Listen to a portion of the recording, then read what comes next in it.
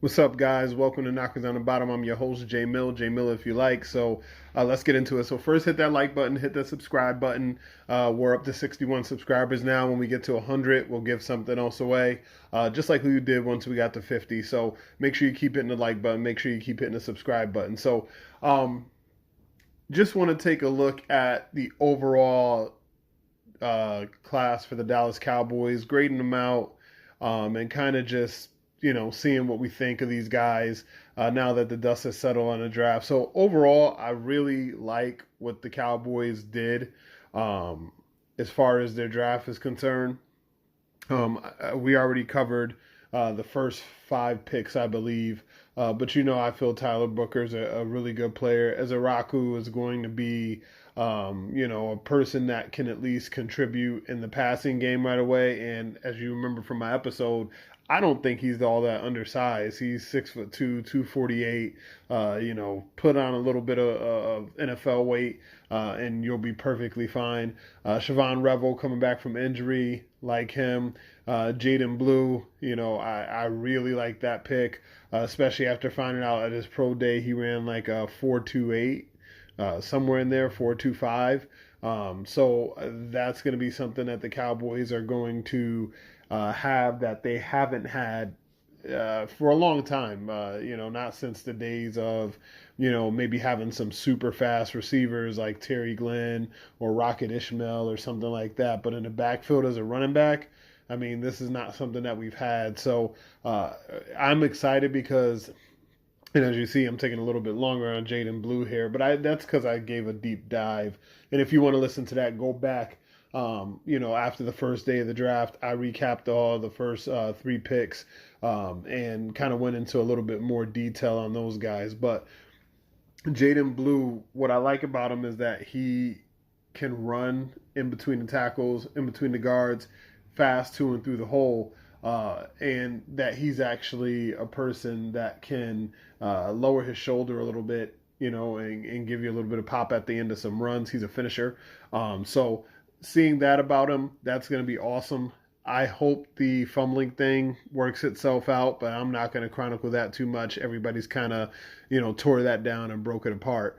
So Shamar James from Florida, I went over him. I didn't see him as a fast linebacker. He kind of was very heavy footed.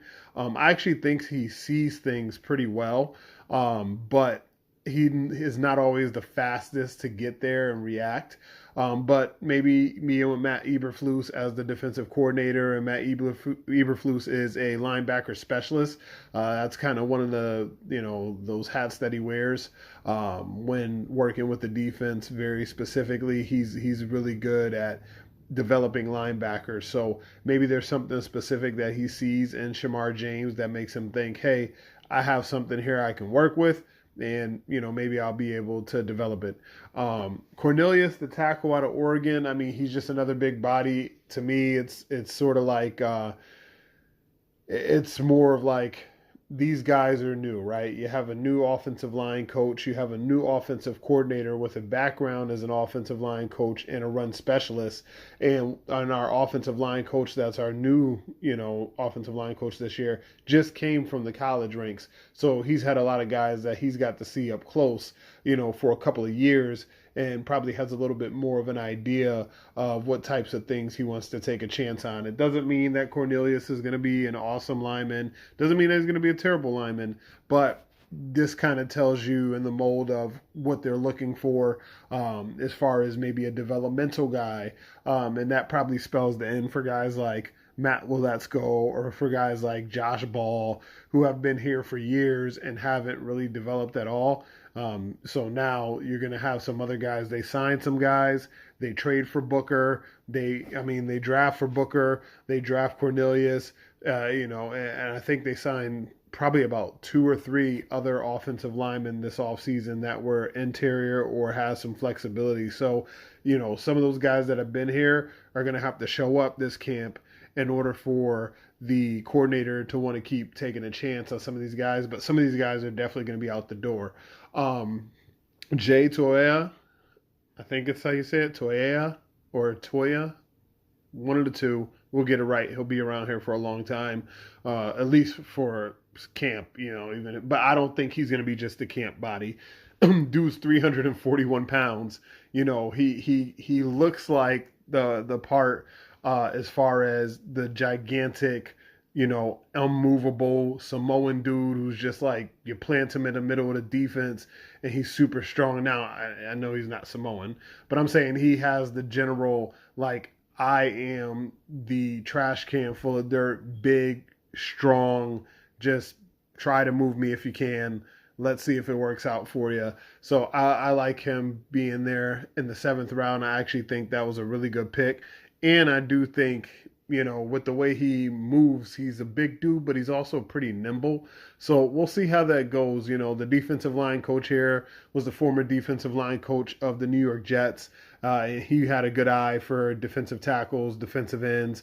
He gets, 2 guys to work with in his draft with Izaraku and Toya. Actually, he gets 3, sorry, because they also took Aking Bosete. Yeah. Yep, Tommy Aking Bosete. But he's not as big as Jay Toya. He's more of he's bigger than Osa. So, I mean, he's not small either. Osa's like 285 pounds. This guy's like 315 pounds. But Jay is more 340 something pounds. So Jay's even bigger than Mozzie Smith. He's instantly like the biggest guy we have on our defensive line. So they added some beef in the middle. And then Phil Maffa, the running back. I like Phil Maffa. I saw, from what I could see, he looked like a very straight line runner, but that's okay. He looked like he gets north and south. He's 235, 238 pounds. He runs a 4.5, 4.40. So dude is moving to be at that size. And this is the thing, when we were talking about the running backs going into the draft, one of the things that I was talking about is I wasn't a big fan of Caleb Johnson. I liked his feet and I liked the way he moved to and through the hole. I thought he was very, very smooth, but I didn't like his chest over, knees running style, and it was very high. And then on top of that, he's got about the same height as Phil Maffa, but Phil Maffa outweighs him by a good 15 pounds, but he's faster. So, that's kind of the issue I had with Caleb Johnson, but I have no issue with Phil Maffa when you add, an extra inch on Caleb Johnson and you add about 10 to 15 pounds and then still give me, a few tenths of a second faster. So there's more mass, even if he was the same speed, but he's not, he's faster. I think he's going to be one of those people that you're not going to want to tackle. So like when I was looking at some of these guys, Booker to me is unlike anything that we've had here in a while. Strength wise, you've had some strong guys in here. Tyler Smith's very strong. We've had Larry Allen, another super strong guy. Leonard Davis, another super strong guy. So he's in the mold of the strong guy, but he isn't in the mold of Larry Allen as far as the athlete. Larry Allen's chasing down linebackers from, 40 yards back and tackling them on a fumble. So he's not like fast and just freakish like that, but he is freakishly strong. So I think when I'm looking to compare him, maybe the closest I can get is somebody like Leonard Davis. As far as Izaraku, when I'm looking at comparisons for him, I mean, he really reminds me of Jason Pierre-Paul. I think Jason Pierre-Paul was a little bit taller, but just the length of Izaraku with his long arms and his ability to play with his hands and keep people off of his body so that he can get to his target, whether it's in the pass rush or whether it's in run defense. And so I actually think like everybody's kind of worried about him as far as his size to be able to play the run, but I think with his hand fighting ability and his bend and his ability to set things up, those don't just help you in the passing game. That also helps you when that tackle is coming out there and he's trying to get his hands on you so that he can drive you so the running back can run off tackle or run inside tackle, and you being able to use your hands to get those hands off you and then still be able to get that guy out of your body to get to the ball carrier. I think he's perfectly capable of doing that. He'll get better as his career goes, but that's what he gives me, Jason Pierre-Paul. Siobhan Revel gives me a more physical Trayvon Diggs, maybe like a Deron Bland. I think they're very similar players. I do think that Siobhan Revel has a higher ceiling than Deron Bland. Like Siobhan Revel could be the best corner in the league in 3 or 4 years. Like that's kind of the way his game is modeled. Jaden Blue is definitely. I heard Zach Wolchuk, 105.3 The Fan, not Zach Wolchuk, sorry, the other one, the other nosebleeder, Giafalo. He was saying he sees Devon Achan, and I do get that with Jaden Blue as well. So let's see how he goes. Like I said, worrying about that fumbling thing a little bit. With Phil Maffa, I get I get shades of Brandon Jacobs, just kind of that big gigantic guy. And just coming at you, and you just don't want to tackle him, especially late in games or around the goal line, third and fourth and short. It's all going to be problems for people trying to bring that guy down. So, one of the other things I want to say that I noticed about this draft class is a lot of people were talking about wide receiver. A lot of people were talking about other positions that the Cowboys may have wanted of need. By picking the way they picked, it tells me that they understand that their roster needs talent everywhere, right? They're talent devoid. They don't have as good of a roster as the Philadelphia Eagles. They don't have a good of a roster as like the Buffalo Bills or the Baltimore Ravens.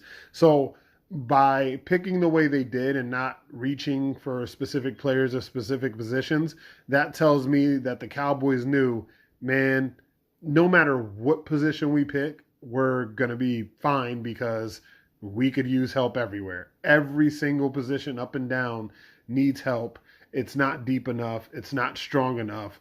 And if they felt like certain positions were super strong, then I think you would have seen their draft board go a little bit different of a way. But because they knew, hey man, we really are talent poor everywhere, they just picked with their board, how it fell, and they knew no matter what they would add a good player. So I think this draft is going to go down. If you ask me, it looks like the Cowboys have probably hit about 4 of these guys to be potential, like really, really good players, and then maybe another 2 that have potential to be decent role players. And then, I think they probably have 2 that won't be in the NFL in 2 years.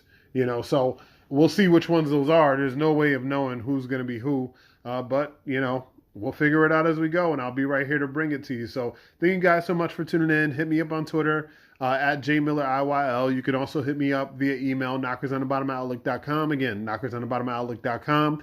You can hit me up at knockersonthebottom@gmail.com. You can leave any comments or questions below that you might have. I'll take them here. I'll take them via email. I'll take them via Twitter.